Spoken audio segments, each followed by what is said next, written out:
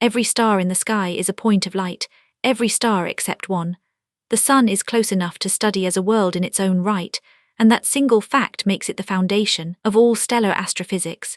It sits about 270,000 times nearer to us than the next closest star, Proxima Centauri, near enough that we can watch its surface boil, track its spots, measure its magnetic fields, and even fly spacecraft through its outer atmosphere.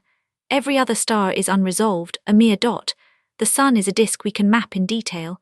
That is why astronomers measure other stars in solar units, a distant star's mass in solar masses, its brightness in solar luminosities, its size in solar radii. To understand the sun as a star is, quite literally, to calibrate the ruler we use for the entire universe.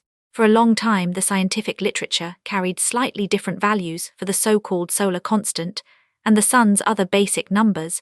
So in 2015, the International Astronomical Union fixed an official set of nominal solar quantities, deliberately chosen reference values, held constant even as measurements improve, so that catalogued stellar data stay stable.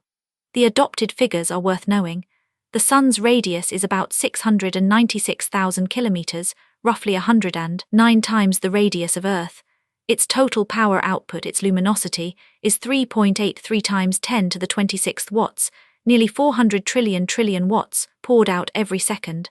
At Earth's distance, that flux arrives as about 1,361 watts per square meter, the number that ultimately powers our climate and every living thing. And its effective surface temperature is 5,772 Kelvin.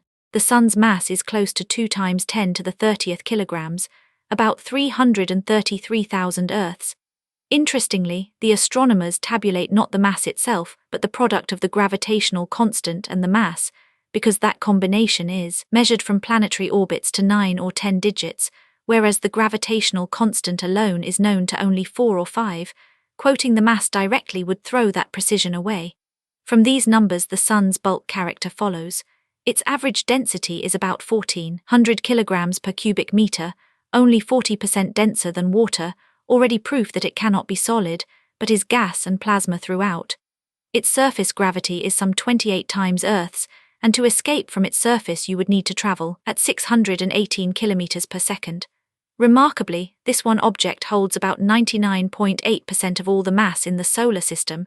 Everything else, all the planets and moons and comets combined, is the leftover 2 parts in 1,000. That surface temperature deserves care, because it is easy to misread. The effective temperature is not the temperature of any single layer of the sun.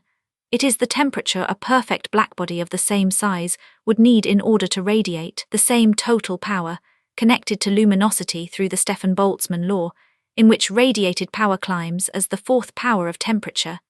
Feed the official radius and temperature back into that law, and you recover the sun's luminosity to 3 digits, a neat proof that the adopted constants form one self-consistent set.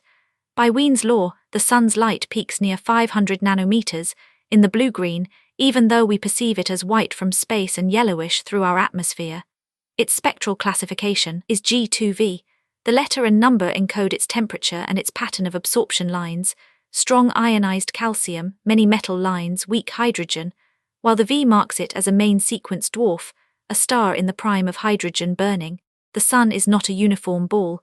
It is sharply layered like an onion, and each layer moves energy outward by a different mechanism.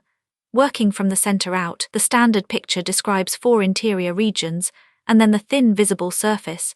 The boundaries between them are set by changes in temperature, density, and opacity, how easily radiation passes through the gas, and by whether energy is carried by radiation or by the bodily churning of convection. Understanding those layers is the difference between treating the sun as a mysterious fire in the sky and understanding it as a precisely engineered physical system, governed by a handful of equations we can write down and solve.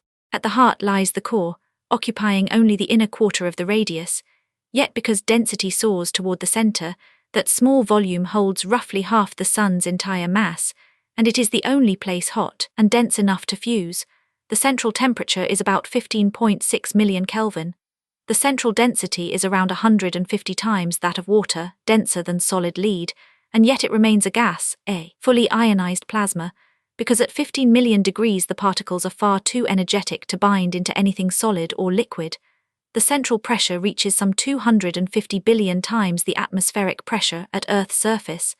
And, here is a subtlety, despite these ferocious conditions, the matter behaves almost exactly like an ideal gas, because thermal energy overwhelms the electrical forces between particles, which is precisely why the clean equations of stellar structure work so well. Surrounding the core is the radiative zone, reaching out to about 71% of the radius. Here energy travels purely as photons, packets of light, but the plasma is so opaque that a photon moves only a fraction of a centimeter before it is absorbed, re-emitted, or scattered off in some new direction. So energy does not stream outward in a straight line, it staggers through an immense random walk. The mathematics of that walk is telling. To cross a given distance by random steps takes a number of steps equal to the distance divided by the step size, and then squared, an astronomically large number here. The upshot is that the energy generated in the core takes of order tens of thousands of years to diffuse to the surface. The sunlight warming your face today was made in nuclear reactions before the last ice age. A photon traveling in a straight line, by contrast, would have crossed the whole sun in about 2 seconds. At the base of the convection zone sits one of the most important features in the sun, and one entirely invisible to ordinary telescopes, the tachocline. It is a thin sheer layer, discovered only through the study of solar vibrations, where the rotation of the sun changes character abruptly. Below it, the deep radiative interior turns nearly as a solid body, all at one rate. Above it, the outer layers rotate differentially, faster at the equator, slower toward the poles. That strong velocity shear, wrapping and stretching magnetic field lines, is the leading candidate for the seat of the solar dynamo, the great magnetic engine that drives the 11-year cycle of sunspots, flares, and the ebb and flow of solar activity that reaches all the way to Earth. The outer 30% of the sun is the convection zone. By this depth, the gas has cooled enough, below about 2 million Kelvin, that hydrogen and helium begin to recapture their electrons, the opacity spikes, and radiation can no longer carry the heat efficiently. So the gas itself starts to churn. Hot columns rise, spill their heat at the surface, cool and sink. A rolling boil we see directly as granulation, a shifting patchwork of bright cells about 1,000 kilometers across, each one lasting only minutes. The visible surface, the photosphere, is a layer only a few hundred kilometers thick, the depth at which the gas finally becomes transparent and the light escapes to space. Strangely, above it the temperature first falls, then rises again to millions of Kelvin in the wispy outer corona. That the thin outer atmosphere is hundreds of times hotter than the surface below it is the coronal heating problem, still not fully solved, powered by magnetic and wave energy rather than by the furnace beneath. All of this structure is captured by the standard solar model, a theoretical sun computed from first principles and then compared ruthlessly against reality. It rests on 4 coupled equations. The first is simply bookkeeping of mass, how mass accumulates as you move outward, shell by shell. The second is hydrostatic equilibrium, the balance that lies at the heart of every stable star. The third tracks how the luminosity builds up as you pass outward through the energy-generating layers. And the fourth describes how temperature falls with radius as energy is carried outward, by radiation where the gas is calm, and by convection where it churns. Close these 4 with the physics of the gas itself, its equation of state, its opacity, and its nuclear reaction rates, and the entire star is determined from center to surface. That second equation, hydrostatic equilibrium, is worth dwelling on, because it is the reason the sun neither collapses nor flies apart. At every depth, the crushing inward weight of all the overlying material is exactly balanced by the outward push of pressure from the hot gas below. The model is evolved forward from a young, chemically uniform star to the sun's present age of about 4.5 billion years, tuned so that at that age it reproduces today's luminosity, radius, and surface composition. 2 deep principles govern its behavior. The virial theorem means that when the core contracts and releases gravitational energy, the interior gets hotter, not cooler. Stars have in effect a negative heat capacity, and because the fusion rate is so fiercely sensitive to temperature, any small hiccup in the core is quickly damped. The sun is a self-correcting thermostat, which is why it has shone so steadily for eons. So what actually powers it? The sun shines by fusing hydrogen into helium. 4 hydrogen nuclei, 4 protons, are ultimately welded into a single helium nucleus, and because the helium weighs very slightly less than the 4 protons that made it, that missing mass is released as energy, following Einstein's famous equivalence of mass and energy. Each such conversion liberates about 27 million electron volts. Run those numbers against the Sun's total output and the scale is staggering. The Sun fuses roughly 600 million tons of hydrogen every second. Of that, about 4 million tons of matter is converted outright into pure energy each second, the mass of a small mountain, vanishing into sunlight with every tick of the clock. And yet, set against the Sun's total mass, even this prodigious loss is a mere rounding error over its entire 10 billion-year lifetime. About 99% of that energy comes from the proton-proton chain, and its very first step is the secret to the Sun's longevity. To begin, 2 protons must fuse into deuterium, but that requires one of them to transform into a neutron by the weak nuclear force in the split second they touch, an almost absurdly unlikely event. That bottleneck is exactly why the Sun burns sedately over billions of years instead of detonating. There is a second obstacle too. Protons are positively charged and repel one another fiercely, and at 15 million Kelvin they simply do not have enough energy to smash together by brute force. Fusion happens only because of quantum tunneling. Particles in the high-energy tail of the distribution effectively borrow their way through a barrier they could never climb over.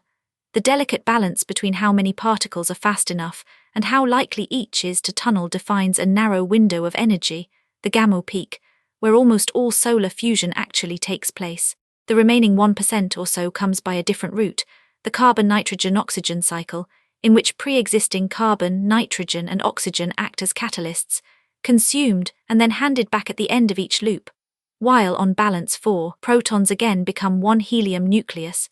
In the Sun, this pathway is only a minor contributor, because it must overcome the much stronger electrical barriers of those heavier nuclei, which makes it far more sensitive to temperature than the proton-proton chain. But that same sensitivity means it takes over completely in hotter, more massive stars, above about 1 1/3 solar masses. The crossover from proton-proton to carbon cycle dominance is one of the great organizing facts of stellar physics, the reason massive stars burn so differently from the Sun. And in 2020, the Borexino experiment achieved the first direct detection of neutrinos from this cycle in the Sun, confirming that it runs in our own star at exactly the whisper-quiet level the model predicts. How could we possibly know any of this about a region buried beneath hundreds of thousands of kilometers of opaque plasma? The astonishing answer is that the Sun rings like a bell. In 1962, astronomers discovered that patches of the surface heaved gently up and down with a period of about 5 minutes. Those oscillations are the surface trace of millions of sound waves, pressure waves resonating in cavities throughout the Sun's interior, standing waves trapped inside the star. The science of measuring their frequencies and working backward to reconstruct the Sun's inner structure is called helioseismology, and it is a direct analogue of how earthquake waves let geologists map the inside of the Earth. A star we cannot see into turns out to be singing us a remarkably detailed description of its own hidden depths. Each of those sound waves dives inward until the rising temperature bends it back toward the surface, so different waves probe different depths. The deepest reach right down into the core, the shallowest merely hug the surface, and together, millions of them constrain the structure everywhere at once. But the motions are minute surface speeds of mere centimeters per second, demanding long, unbroken, exquisitely precise measurements. To beat the interruption of night, astronomers built the Global Oscillation Network Group, 6 observing stations spaced around the world so that the Sun is always in view of at least one of them. And from space, free of the atmosphere and of night altogether, the SOHO spacecraft and later the Solar Dynamics Observatory have stared unblinking at the Sun for decades, returning a continuous stream of maps of its trembling surface. The payoff has been extraordinary.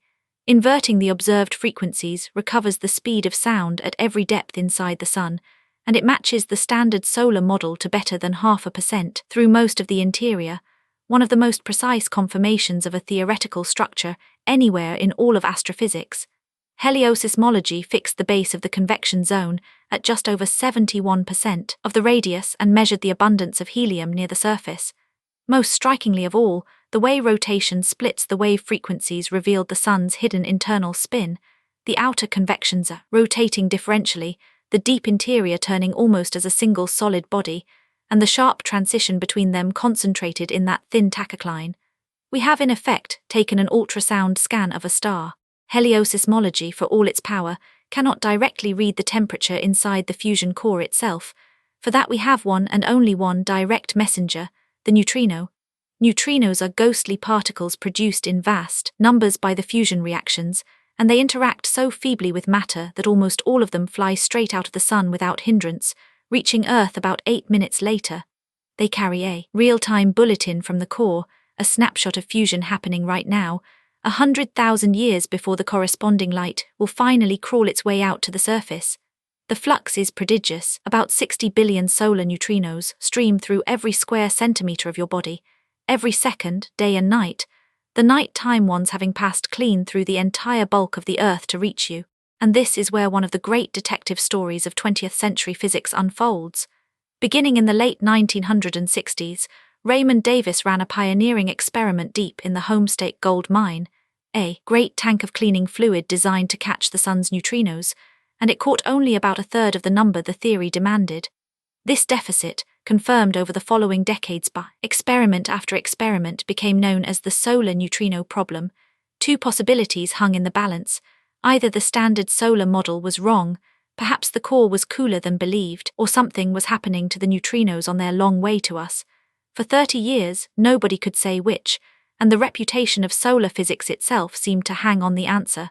The verdict came from the Sudbury Neutrino Observatory, 2 kilometers underground in Canada, which used heavy water to do something no earlier detector could: count neutrinos of all 3 types, not just the electron type the sun emits. In 2001 and 2002 it delivered the decisive result. The electron neutrinos were indeed only about a third of the prediction, but when all 3 types were added together, the total matched the standard solar model exactly. The missing neutrinos had not vanished, they had changed identity, morphing into the other 2 types en route, a quantum phenomenon called neutrino oscillation. The sun had been right all along. The puzzle lay in particle physics, not in astrophysics, and the discovery carried a profound bonus. For neutrinos to oscillate at all, they must possess mass, the first firm crack in the standard model of particle physics, found by staring into the heart of the sun. It would be dishonest to present the sun as a fully closed book, and good science keeps its settled results separate from its open questions. The foremost open problem today is the solar abundance problem. The model needs to know how much of the sun is made of elements heavier than helium, a quantity read from the spectrum of the sun's atmosphere. Older measurements gave a relatively high value, and with them the model agreed beautifully with helioseismology. But since around 2009, improved 3-dimensional simulations of the solar atmosphere have lowered the inferred amounts of carbon, nitrogen, and oxygen by 20 to 40%. And when those newer, arguably more credible numbers are fed into the model, its agreement with the sound speed measurements falls apart, a discrepancy of order 10 standard deviations. Either the new abundances are still subtly wrong, or something in the interior physics, perhaps the opacities, is incomplete. It remains genuinely unresolved, a live scientific frontier, not a settled fact. A second open question reaches far beyond the sun, into the very story of life on Earth. The model robustly predicts that the sun has slowly brightened over its lifetime. As hydrogen turns to helium, the core contracts and heats, and the luminosity gradually climbs. 4 billion years ago the young sun shone at only about 70% of its present brightness. That should have left the early Earth frozen solid, and yet the geological record shows liquid oceans and a temperate climate in that very era. This is the faint young sun paradox, sharpened by Carl Sagan and George Mullen half a century ago. The solar physics here is not in doubt. The resolution is sought instead in Earth's early atmosphere, most likely far richer in greenhouse gases such as carbon dioxide and methane. It is a striking case of the physics of a star driving, directly, the question of how our own world stayed warm enough for life. So where does the sun sit among the stars?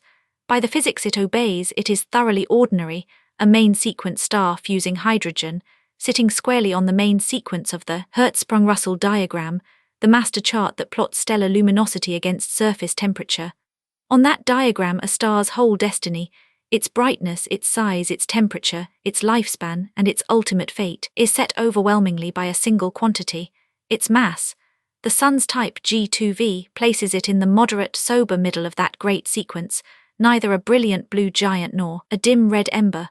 Almost everything the sun is and everything it will become was essentially fixed at the moment of its birth, by how much matter happened to gather into it. And yet, by the simple census of the galaxy, the Sun is not remotely typical. The overwhelming majority of stars, around 3/4 of them, are faint red dwarfs, far smaller and cooler than the Sun. Because nature makes far more low-mass stars than high-mass ones, our Sun is actually more massive and more luminous than the great majority of stars around it, brighter than perhaps 85 to 95% of them. It is a comparatively grand star that seems unremarkable only because we happen to live right beside it. The Sun is, in a sense, the star we mistake for average precisely because it is ours. The Sun's future, too, is written in its mass. With an age near 4.5 billion years, and roughly half its core hydrogen already spent, it has about 5 billion years of steady main sequence life still ahead. When the core hydrogen finally runs out, the Sun will swell into a red giant, large enough to engulf the innermost planets, then gently shed its outer layers into space as a glowing shell, called a planetary nebula, one of the loveliest kinds of object in the sky, and the Sun's own eventual monument. What remains behind at the center will be a slowly cooling ember, a carbon-oxygen white dwarf, about half the Sun's present mass packed into the size of the Earth. The Sun is simply too lightweight ever to explode as a supernova. It will fade, over untold billions of years, quietly into the dark. Step back to the very largest scale, and the Sun takes its place as just one star among a few 100 billion in the Milky Way. It rides within the galaxy's disk, in a minor spiral feature called the Orion Spur, roughly 26,000 light-years out from the galactic center, a comfortable suburb, far from the crowded core. It sweeps around that center at over 200 kilometers per second, completing a single galactic orbit, one galactic year in about 230 million years. The last time the Sun stood where it stands now, the dinosaurs were only just beginning. In every measurable respect, the Sun is a perfectly representative middle-aged dwarf star, and that very ordinariness is what makes it priceless, the one star we can read in complete detail, and through it, the Rosetta Stone for the billions of others we will never reach.